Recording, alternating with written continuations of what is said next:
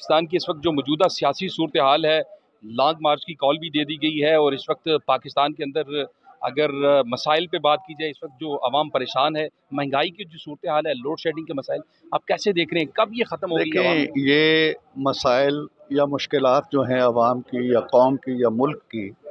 ये तो जो हुकूमत इस वक्त आई है उसके सामने ये पहाड़ खड़े हैं सारे के सारे।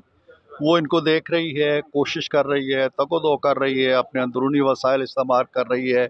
बैरूनी वसाइल को एक्टिवेट करने के लिए जो कुछ मोबिलाइज़ करने के लिए कर सकती है कर रही है।